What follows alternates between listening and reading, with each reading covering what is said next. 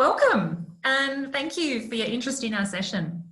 Before we start, we'd like you to think of a vendor that you know, and have that vendor in mind throughout this session.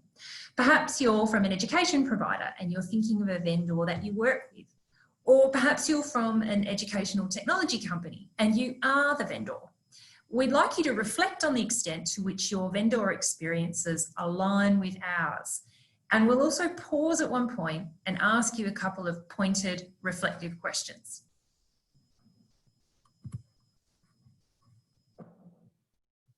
So I'd like to start by giving you all a brief introduction to who we are and where we sit in the world. Edith Cowan University's main campuses are located around the city of Perth in the southwest region of Western Australia. This region is the traditional country of groups of Aboriginal and Torres Strait Islander peoples called the Noongar peoples. And as we do at all ECU events, I'd like to take this moment to acknowledge the Noongar peoples as the traditional owners of the lands from which I'm speaking, and pay my respects to their elders past, present and emerging. Now, ECU has 3 campuses in this region, Joondalup and Mount Lawley in the Perth metropolitan area, and a regional campus further south in Bunbury. And Herk Kailis, our vendor partner from CADMUS, is located in the city of Melbourne, which some of you may know is on the opposite east coast of Australia. And to give you an idea of the distance between us, Perth to Melbourne is over 3,400 kilometres, which is about 2,125 miles. And to put that in perspective, for those of you from the United States, this is the distance from Boston, where we were all supposed to meet this year, to Aspen, Colorado. Now, ECU's most international claim to fame is that Hugh Jackman, who you may all know as Wolverine, is an ECU graduate. He studied at our famous Western Australian Academy of the Performing Arts. But perhaps more importantly, ECU is the only Australian university to be named after a woman, Edith Cowan, who was a tireless campaigner for women's rights and also the social value of public education. And her ethos continues to imbue ECU to this day. We're a highly values-led institution, and social justice and equity are key drivers. ECU has around 30,000 students, and we celebrate great diversity across this cohort. Around 16% of our students are international from over 100 countries, and 48% of our students are the first in their families to attend university. We have a predominantly female identifying cohort with an average age of 26, and around 25% of our students study entirely online. Perhaps what we're most proud of is that we've been Australia's top ranked public university for teaching quality for 14 years in a row. And in addition, Australia's Good University Guide recognises ECU's excellence in student support. And this now coincides with a rapidly improving research ranking. Now on to the main focus of this presentation, and we want to start by establishing our problem space, one that we think is shared by many universities internationally. Our first challenge, of course, is the global higher education context in which universities are increasingly being positioned as key contributors to a knowledge economy. And this political and economic repositioning of universities is driving increasing marketisation and competition. In Australia, universities are heavily reliant on federal funding for both teaching and research, and this funding has been both shrinking and unstable over time. Student growth and increasing diversity among students means we need to make continual and concerted efforts to improve our approaches to student retention and success, while at the same time carefully managing our budgets and staffing levels. In short, we need to keep improving quality, but with approaches that are scalable. Of course, the main solutions being explored to address this challenge are information technologies. And the 2012 EDUCAUSE publication Game Changers, though it's somewhat dated now, remains a useful reference point for summarising not only the challenges I just highlighted, but also the opportunities and expanding range of practices that can be found in our current global context. Relevant for this presentation are things like outsourcing and partnerships, and also the concepts of unbundling and rebundling, which I'm going to assume that this audience has a good working understanding of. I have a question mark against the word solution, however, because of the new challenges that these emerging practices are themselves generating. And these are well articulated in Laura Chernovitz's important piece on unbundling and rebundling, which highlights the ways in which our increasingly fragmented and hybridised learning environments may actually further entrench the kinds of social inequalities that we're trying to address at ECU. The Chernovitz invites us to consider who it is that our increasingly disaggregated environments serve. Is it educators, administrators, or students? And she points to the complex digital literacies that students need to develop to find success in these environments. And she points to the new kinds of networks and collaborations that staff and vendors will need to form in order to provide a responsive, meaningful, and coherent experience for students. Unsurprisingly, some commentators like Veletsianos and Mo actually position educational technologies as a challenge in and of themselves because they're so often deployed as a simplistic set and forget solution. Instead, they assert that universities and edtech companies must collaborate, and specifically for the purpose of furthering our understandings of learners, learning, and the contexts in which learners are trying to make use of technologies. And this echoes Oblinger's work in Game Changers, which identifies educational research as a key theme in emerging good practice. So this brings us to one potential value of edtech vendors, educational research. And this is for the simple reason that they are actually collecting learner data on a scale that is unachievable for most educational researchers like myself. And they're in a position to leverage that data to improve student learning through the improvement of their product. So how do we build productive research partnerships between universities and the vendors they work with? We want to consider this, first of all, by looking at the features of some of our less productive partnerships, without, of course, naming any vendors in particular. Now, this helpful continuum maps the different kinds of vendor relationships that commonly occur, from the transactional, where there's a kind of one-way provision of a platform or service, through to true partnerships in which collaboration and also shared investment is part of the deal. And in relation to learner data, this continuum is very helpful because in our experience, the nature of the relationship that we have with a vendor heavily influences their approach to data. So in the transactional model, the data approach largely serves the vendor, and the goal seems to be to illustrate a job well done, in the hope that the university will sign up for another contract. All the data about learning activity that occurs within that vendor is collected, selected, packaged, and shared back to universities for the purpose of validating the university's expenditure. In more relational models that aim for mutual benefit and mutual improvement over time, there's a recognition that both parties, the university and the vendor, have insights to bring to the table to support learners.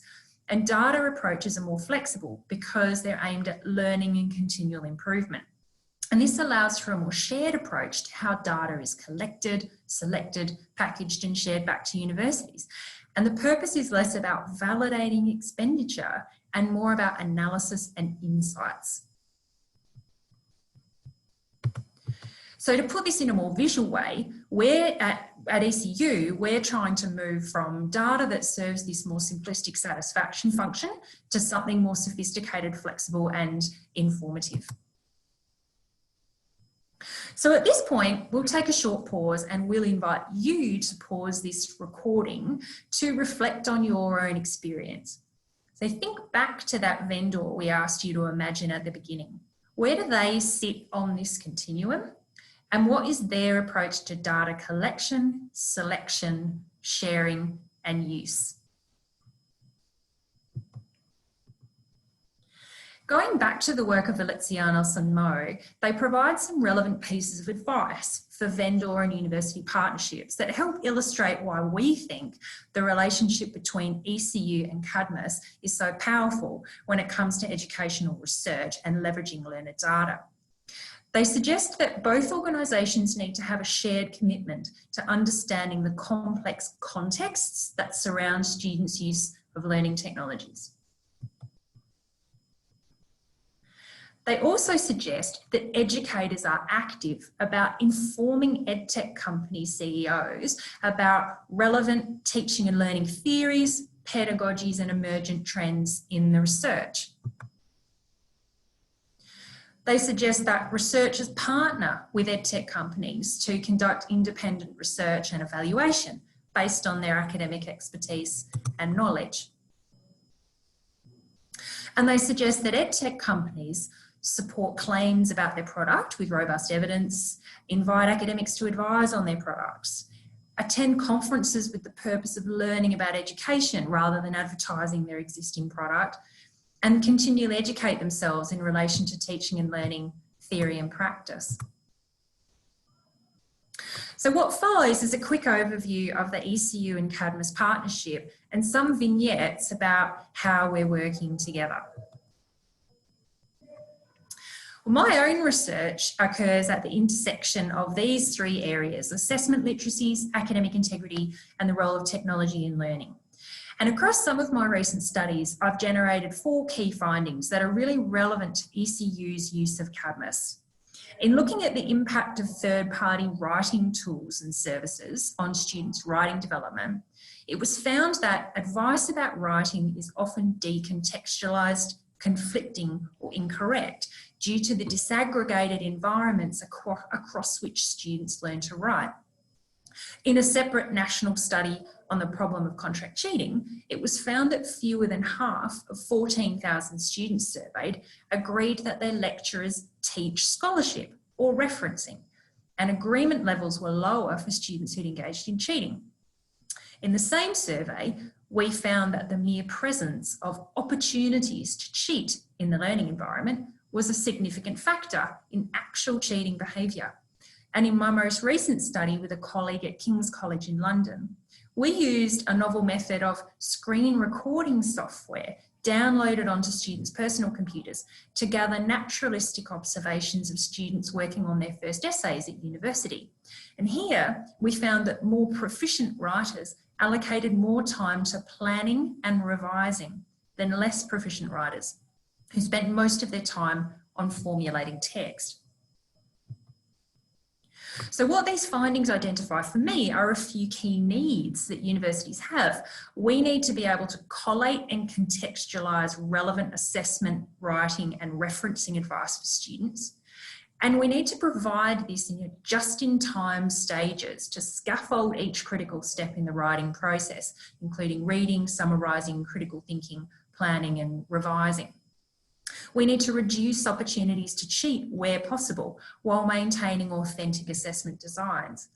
And we need to continually observe and analyse student assessment behaviour to understand where we can improve our educational interventions in order to better scaffold student success.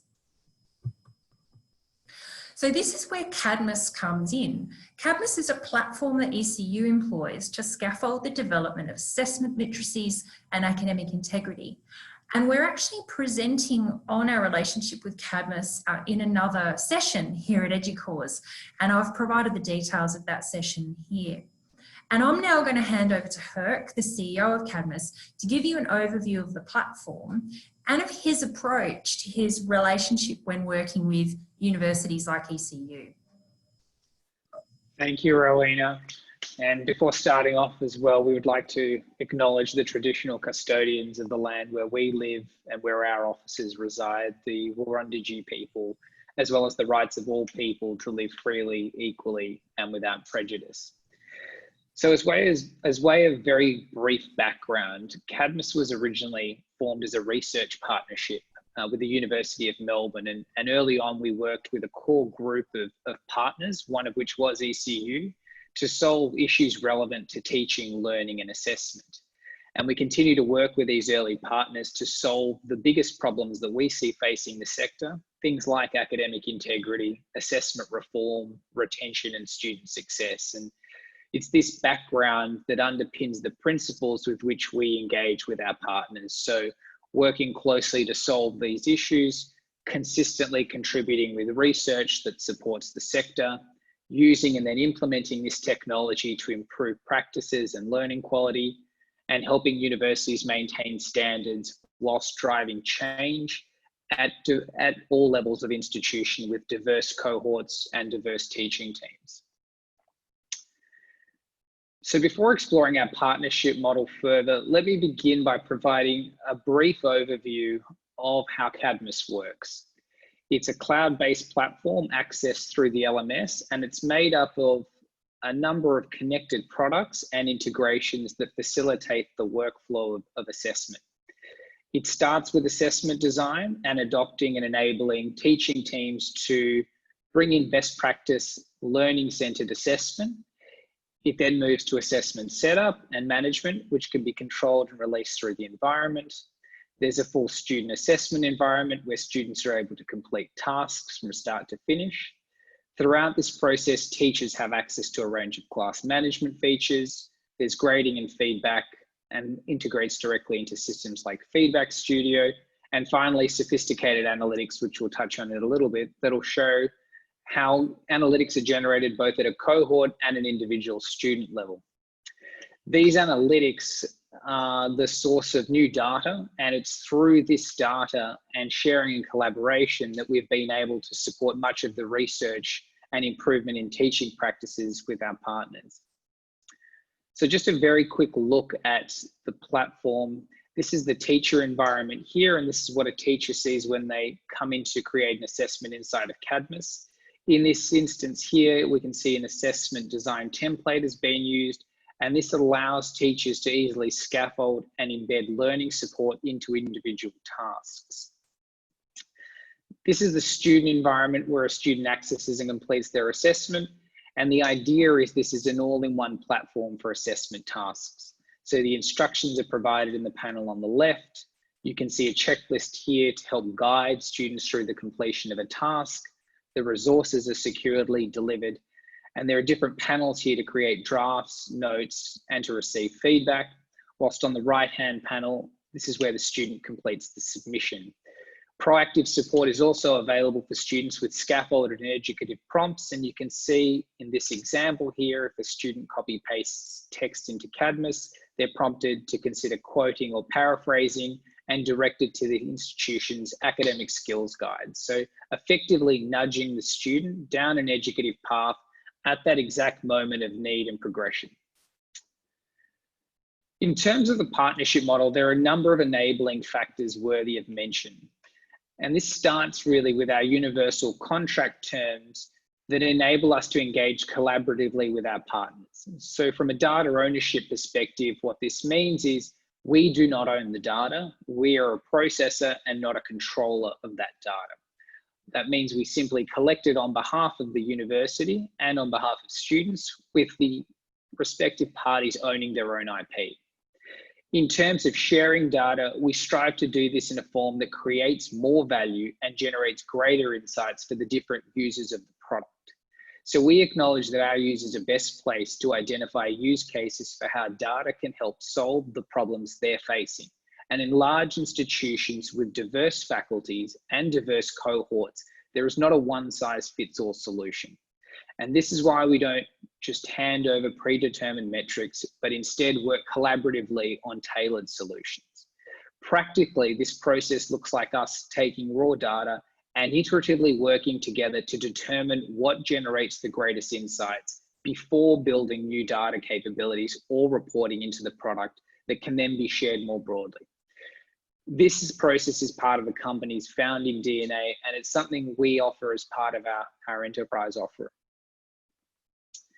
In terms of the data we collect, we capture everything that happens from teacher creation, management, and marking to a student's access and learning process through assessment. So this includes things like editing behavior, words added, deleted, pasted, engagement with resources in-app, how students are accessing through which devices, as well as grades, feedback, and integrity reporting. All this data is shared or is available during live assessment to help teachers take proactive action to support students. And it is also available after assessment to assist with things like assessment evaluation and academic integrity. Here are a few examples of how this has worked in practice this year at ECU. And typically this is quite a manual process on our end and involves a large amount of data cleaning and synthesizing, and we'll often give the data back in a format that is simplest and most convenient for the teams we're working with. And that's often a Google Sheets or a Microsoft Excel document. And this allows academics of different backgrounds and expertise to access and play with the data. So in the first case here, we worked with the Director of Academic Studies in the School of Business and Law, and we expanded on the in-app live analytics that we offer. These analytics show how a cohort of students are engaging with an assessment task. And instead, in this case, we went a level deeper to understand individual student engagement. So this deeper level of data enabled the academic, in this case, to provide proactive learning support to students and identify issues early on. And this was all the more relevant this year with COVID-19 limiting physical interactions between teachers and students and a remote teaching and assessment becoming the norm. So the data created an actionable dialogue between the teachers and the students. In the School of Science, we work directly with the Associate Dean, Teaching and Learning, and a senior academic to provide detailed post-assessment analytics as a way to detect and inform academic misconduct investigations. So this involved a class list of all the students, highlighting a number of factors around authenticity. These factors provide insight into assessment location, number of sessions, pasting of external content, and timing of assessment completion. These factors could then be used as filters to highlight any obvious discrepancies in assessment completion. And I believe Rowena or I will highlight further along, there is work being done to make this information reporting more easily accessible through CADMUS to more academics. And finally, working with the Centre for Learning and Teaching, where Rowena is based, we have produced full assessment reconstructions so that the editing behaviour and construction of assessment can be played back. And this can be used to understand how students go about learning and engaging with assessment. And this information can be used as an exemplar to show what the best students do as a process and can be extended to inform things like misconduct cases. The aim of all this work in sharing data and analytics is to take the lessons and to share them more broadly across the institution, to generate evidence-informed understanding of what is valuable with those willing to research and investigate. And once we have been through a thorough discovery and iteration process, share that in a form that everyone can access and gain benefit from. So what starts as raw data and investigation becomes insight in the product that is eventually available to all staff and students. Future exploration. So with the research we've done together with ECU, there's a few major areas here we've highlighted where we can see the possibilities of integrating the research into the product, as the use of it is not just contained with one academic, but rather can be shared across many. So a reconstruction video to be used as an exemplar for other students to be able to see as a way to improve instruction, not just for students, but also for academics to self-evaluate their own behaviour. Integration of bibliographic software, so more building into the one-stop shop for assessment to scaffold reading, summarising, note-taking and referencing, and strengthening the scaffolding of planning. Finally, the other areas we've looked at are ways of sharing live analytics to students. So the analytics that are presented to academics can be showed to students in real time, but changing those so that they're fit for purpose, as well as an analytics dashboard to help complement academic integrity processes in those post-investigation areas. I'll hand back to Rowena with that. Thanks, Herk. So that's been a quick overview of the intention behind the way we work together with CADMUS at ECU, and an example of some of the work that we've been doing. And I think also to highlighting the way that it links in so directly with educational research I've been engaged in, but also the immediate problems facing some of the different areas at ECU, the teaching and learning areas. And I think we wanted to really close with this quote from Chernovitz, because we really share her view that to really address the challenges facing higher education at the current moment, that we really need to commit to practices that foster collaboration and learning. And we hope that we've illustrated some of the ways that we're working towards that. The final slide that we have for you is simply our contact information. So if you have any questions for us or you'd like to get in touch, this is who we are. I'm in the middle, the Rowena Harper, Professor Rowena Harper, the Director of the Centre for Learning and Teaching. We also present this in collaboration with our Deputy Vice-Chancellor Education, Professor Angela Hill, and of course, Herk Kailis, the important cog in this whole process, CEO of CADMUS. So thank you so much for listening, and please don't hesitate to get in touch.